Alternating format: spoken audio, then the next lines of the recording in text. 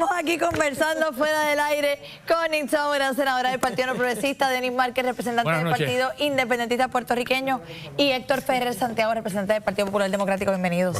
Buenas noches a todos. Bueno, la Contralora de Puerto Rico durante el mes de mayo presentó una serie de informes. Quiero que antes de conversar en esta ronda veamos un resumen de los mismos.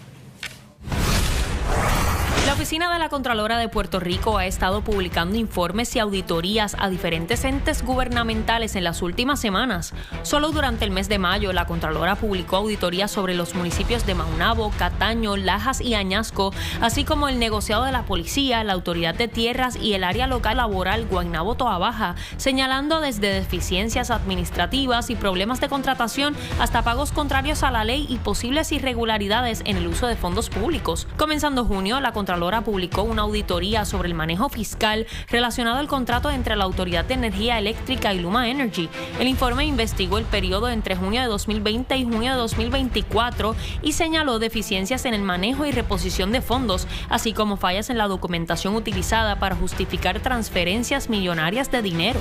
También, esta semana, la Contralora publicó una auditoría al municipio de Guánica, donde identificó pagos improcedentes por más de $66,000 relacionados a licencias acumuladas por enfermedad pagadas a exfuncionarios y empleados municipales. Tan reciente como ayer, la Contralora refirió al Departamento de Justicia y a Ética Gubernamental hallazgos relacionados al crimen, enfocándose en compras y desembolsos realizados en 2023 y apunta al uso de documentos presuntamente falsos para justificar pagos. Estos son apenas los informes presentados por la Contralora en el mes de mayo. Serias irregularidades con el uso de fondos públicos. Esto no es distinto a lo que habíamos conversado con Yasmín Valdivieso antes de su salida y seguimos viendo informes, claro está. Lo que no vemos son consecuencias. ¿Se ha normalizado o la impunidad? Qué bueno, ya era hora que empezara a publicar. Estaba muy lento la oficina del Contralor, lo que habían realizado eran cambios de diseño y me parece, y lo vengo discutiendo no desde ahora, desde el 2021, que las agencias fiscalizadoras de la corrupción le han fallado a Puerto Rico y por eso es que nosotros proponemos un nuevo modelo, eliminar lo que hay y realizar los cambios necesarios para que no quede impune, que es lo que pasa hoy día. O sea, por eso es que aquí los corruptos campean por su respeto, porque al final no pasa absolutamente nada, a menos que los federales le toquen la puerta a las 5 de la mañana. La pregunta es si las leyes orgánicas de nuestras agencias fiscalizadoras le dan garras e independencia suficientes para que además de un informe puedan haber consecuencias. Sí, usualmente, ¿verdad? Yo concurro quizás con el representante, pero para unas cosas son buenas noticias y para otras cosas no. Lo que tenemos que ver es las consecuencias de esta investigación que ya está dando cifras de un mal manejo de fondos públicos y hacia dónde va a ir a esta investigación. Ya ella incluyó ética gubernamental. Así que se está haciendo el trabajo, lo que estamos esperando es consecuencias. Lo que sí es importante es que son fondos públicos y no tenemos una restauración de esos fondos públicos para atrás, que es lo que siempre hemos discutido a fin de cuentas, porque eso se tiene que devolver al pueblo de Puerto Rico. Los informes del Contralor, yo llevo 9 años en la Comisión de Informes del Contralor de la Asamblea Legislativa. Por ahí podríamos empezar también a ver qué mecanismos se pueden utilizar ahí, más allá de tú revisarlo y dar unas recomendaciones. He leído decenas, por no decir cientos de informes. Y como tú señalas, tenemos problemas de referidos de asuntos criminales. Pues uno no sabe, no siempre hay delitos, pero hay un referido y hay que conocer la conclusión de eso. Los administrativos y los planes de acción correctiva, ¿cuál es el resultado de ellos? Las acciones civiles, que son el recobro de dinero o contratos mal dados. O sea, ¿cuáles son las consecuencias? Desde hace 30, 40 años se está hablando de que se pierde el 10% del presupuesto del país en problemas de corrupción, en problemas de mal uso de fondos públicos. Pues yo creo que se han graduado ya, el bipartidismo se ha graduado ya con ese tema que sigue siendo constante. Y lo de los municipios, siempre lo he señalado, que es uno de los graves, siempre hay graves problemas en muchos de los municipios en Puerto Rico en términos del manejo de los fondos públicos. Aquí han apuntado a un factor que a mí me parece preocupante y es el recobro de dinero que fue desembolsado ilegal o irregularmente. Hace algunos meses vimos un artículo en el periódico El Nuevo Día donde hablaba de dónde estaban las agencias con mayor cantidad de fondos desembolsados según el Contralor de forma irregular o ilegal y que tenían que ser recobrados. Muchas de estas agencias y municipios habían decidido simplemente cesar las gestiones de cobro. ¿cómo no tenemos una legislación que le exija a estas agencias o a estos municipios recobrar el dinero desembolsado ilegalmente? Yo creo que hay un deber. Yo creo que surge de la ley orgánica de hacerlo y hay un mandato de la Oficina del Contralor que al fin y al cabo emana de la Constitución y es un brazo de la Asamblea Legislativa. Pero el que no lo hagan demuestra negligencia e incumplimiento. Si tú tienes un contrato y una persona cobró de más y esos son fondos públicos y tú no llevaste una acción como secretario, eso pasa con un montón de asuntos del presupuesto del país. En Puerto Rico todos los años las agencias de gobierno de salud dicen que los planes médicos le deben millones y millones y millones. El próximo año cambian la cifra, pero no hay una acción de cobro de dinero en esos casos y en múltiples casos. Pero las determinaciones de tribunales también es bien importante porque entonces se determina que hay una causa, que hubo un incumplimiento y que hubo una corrupción y un mal manejo de los fondos y no hay esa impunidad, como estás diciendo, lamentablemente por demás, porque a fin de cuentas, si el municipio no quiere hacer ese recaudo para atrás, quien pierde es el municipio. Porque perdemos nosotros, pierden los constituyentes. Y no, más que eso, y los servicios no se dan tampoco, porque el mal manejo incluye de que no podamos tener ama de llave, de que no podamos ayudar a nuestros envejecientes, así que cada dólar que se roba la corrupción es un dólar menos. Es que un va dólar menos para la educación, exactamente. Y yo creo que es puntual lo que he dicho, que ese recobro tiene que ser mandatorio para atrás. Es más, debe de tener intereses. Hablando precisamente de determinaciones judiciales, el juez Antonio Cuevas hizo una determinación en el pleito que estaba llevando Luis Javier Hernández. La secretaria de Justicia se ha expresado con respecto a esto y quiero que veamos sus declaraciones. El senador presentó ante el Tribunal de Primera Instancia una solicitud ex parte, que eso quería aclararlo también porque dijeron que era una demanda, nosotros nunca fuimos emplazados. El senador está haciendo una solicitud sumamente amplia al Departamento de Justicia, lo cual pone en riesgo investigaciones, puede desalentar a los cooperadores a que continúen colaborando con las investigaciones del Departamento de Justicia. Decir que el Departamento de Justicia cerró 229 casos de corrupción sin investigar es falso. Si el senador o alguien tiene algo en específico de algún caso, que lo traigan. Yo he dicho que yo voy a atender todos los referidos que lleguen al Departamento de Justicia, pero no puedo permitir que se malinforme al pueblo y que se mancille el nombre del Departamento de Justicia. A mí no me ha temblado la mano. Nosotros hemos referido desde que yo llegué al Departamento de Justicia 2 funcionarios de esta administración al panel del fiscal especial independiente. Eso se le olvida.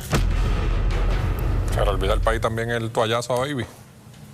Y el expediente, la orden ejecutiva que se hizo para tener un proceso de archivar los casos que llevaban un tiempo, que lo he dicho desde el principio, lo prudente es, de la misma forma que está yendo la prensa, estos son los expedientes, estos son los casos que se refirieron, estos fueron los que cerraron porque no teníamos la evidencia suficiente, no teníamos los testigos y se aclara toda esta controversia que surge de su orden ejecutiva, de más nadie.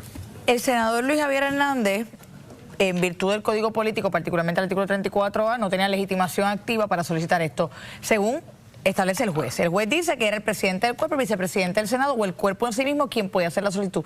En el caso del senador, ¿podría utilizar la ley de transparencia? También. Obviamente se va a tardar más. Esto es algo procesal. Pero la pregunta es... En realidad, ¿dónde está la información? Quiero saber qué significa es que yo creo que hay que establecer el asunto del Código Político como mecanismo, porque alguien podría haber interpretado, porque esto yo no sé cuál es el recurso que él presentó, pero si es un recurso de equidad, quien puede lo menos puede lo más. El Tribunal Supremo de Puerto Rico ha reconocido que los legisladores todos, mayoría y minoría, pueden solicitar directamente información pública. ¿Usted lo ha hecho anteriormente? Sí, yo lo he hecho, incluso he ido al tribunal y le he dicho en cartas bien fuertes a jefes de agencia que me las tienen que entregar porque tengo el derecho a recibirlo, no solo como ciudadano, sino como legislador en funciones, y al fin y al cabo en la mayoría de las veces lo entregan.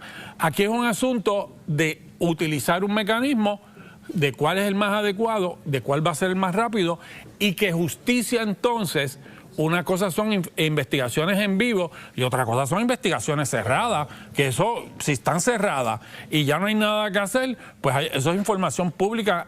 Muchos de esos asuntos que la gente debe saberlo, y más un legislador. Y bajo esa premisa ya el tribunal dictaminó y se desestimó.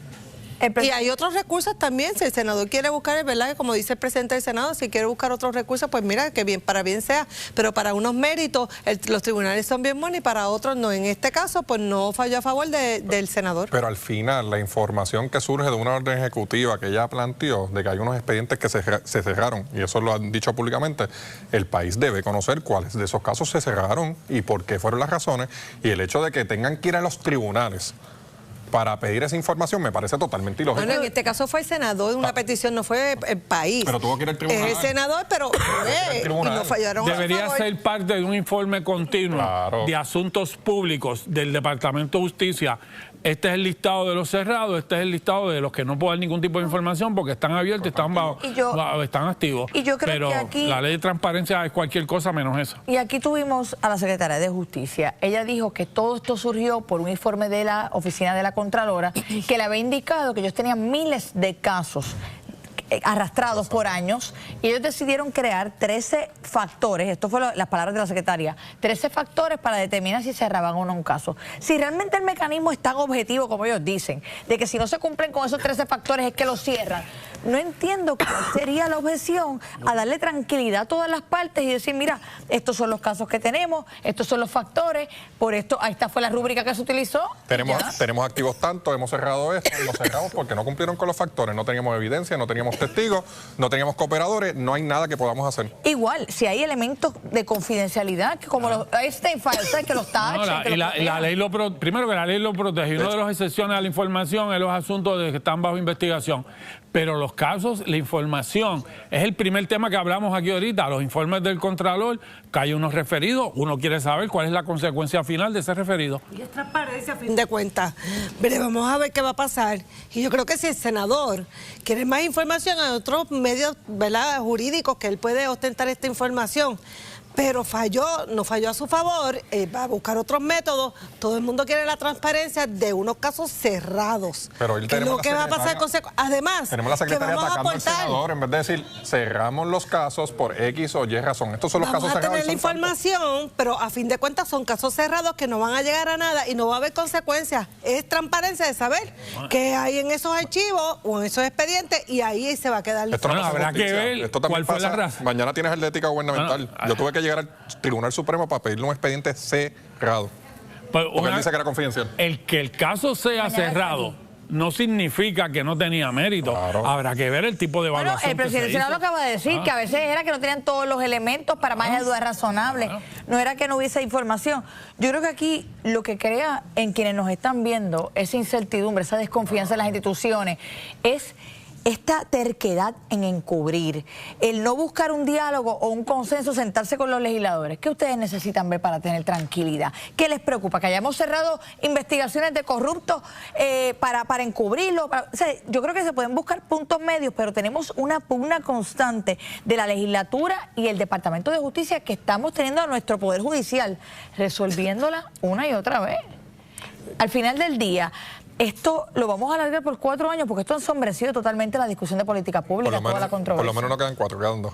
Pero al final esto es información pública y la Asamblea Legislativa constitucionalmente tiene la facultad y el nivel de fiscalizar, de solicitar información, y la información, si es privilegiada, hay los mecanismos necesarios para que se radiquen los documentos en la Secretaría de los Cuerpos y permanezcan ahí. Y hay unas consecuencias de publicar esa información. Así que la información que se entrega a la Asamblea Legislativa cuando es confidencial o tiene algún privilegio está totalmente protegida. Para protegerla. Claro. Y los legisladores, no importa si sean de mayoría y minoría, no tienen que depender exclusivamente del proceso legislativo, que uno lo usa, yo lo he usado, he hecho peticiones de información, sino que es parte de nuestro derecho y de nuestro deber de resolución, de una comisión total. Las resoluciones no las atienden. Una resolución no las atendemos. Ahorita usted dijo que usted llevaba 9 años viendo estos informes.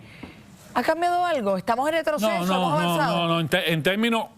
En términos de la estructura de los informes, de las recomendaciones y de los problemas, básicamente son los mismos siempre. Sí, pero... Gracias a los 3 por estar aquí. Bueno, aún hay más en Última Palabra. Ivánez, cuéntanos qué tenemos a regresar. Al regreso...